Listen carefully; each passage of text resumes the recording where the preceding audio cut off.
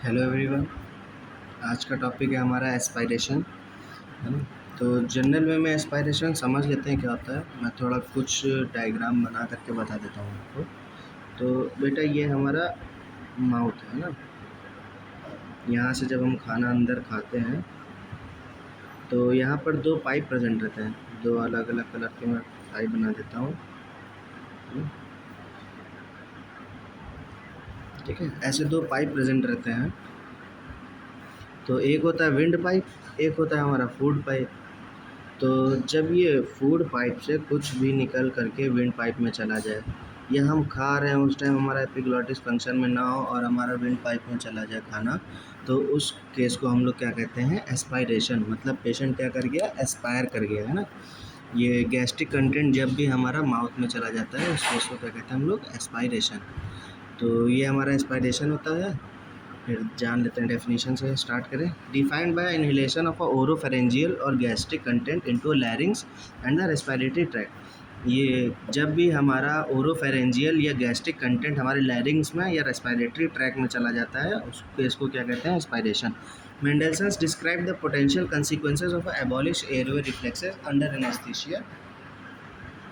तो जो मेंडेलसन थे उन्होंने ये डिस्क्राइब किया था ऐसी कंसिक्वेंसेस पोटेंशियली जो एबॉलिश हो जाती हैं एयरवे रिफ्लेक्सेस को जब पेशेंट हमारा अंडर किस में होता है, एनेस्थीसिया में।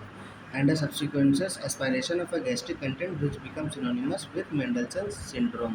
बेटा सेम वही प्रोसेस है, बट इन्होंने क्या बताया, जब पेशेंट हमारा अंडर एनेस्थीसिया होता है तो हमारे एयरवे रिफ्लेक्सेस इतने अच्छे से काम नहीं कर पाते, जिसकी वजह से जो गैस्ट्रिक कंटेंट है वो हमारा एस्पायर हो जाता है, मतलब हमारे उसमें ट्रैकिया में पहुंच जाता है।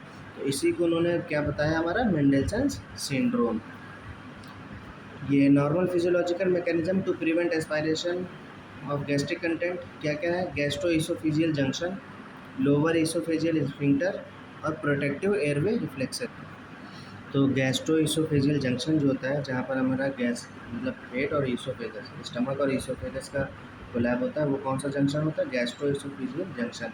फिर क्या है, लोअर इसोफेजियल स्फिंक्टर, जो नीचे के इसोफेजियल स्फिंक्टर होते हैं। फिर क्या है हमारा प्रोटेक्टिव एयरवे रिफ्लेक्सेस, मतलब एपिग्लॉटिस का फंक्शन। तो ये तीनों ही मिल करके क्या करते हैं, हमारा प्रिवेंट करते हैं एस्पायरेशन को, कि हमारा गैस्ट्रिक कंटेंट हमारा ना जाए, क्योंकि तीनों ही रिस्पॉन्सिबल होंगे मिल करके कि जो भी है, मतलब हमारा पेट के जितने भी स्फिंक्टर्स हैं वो ना ओपन हो और सारा ऐसे ही काम अच्छे से चलता रहे। फिर देख लेते हैं रिस्क फैक्टर क्या होता है। पेशेंट फैक्टर्स क्या है, फुल स्टमक। अगर पेशेंट हमारा फुल स्टमक है, मतलब अच्छे से खाना ना खाया है, तो उसमें इमरजेंसी सर्जरी हो गई, या इनएडिक्वेट फास्टिंग टाइमिंग है उसकी, या गैस्ट्रोइंटेस्टाइनल ऑब्स्ट्रक्शन है, ये सब रिस्क फैक्टर होते हैं।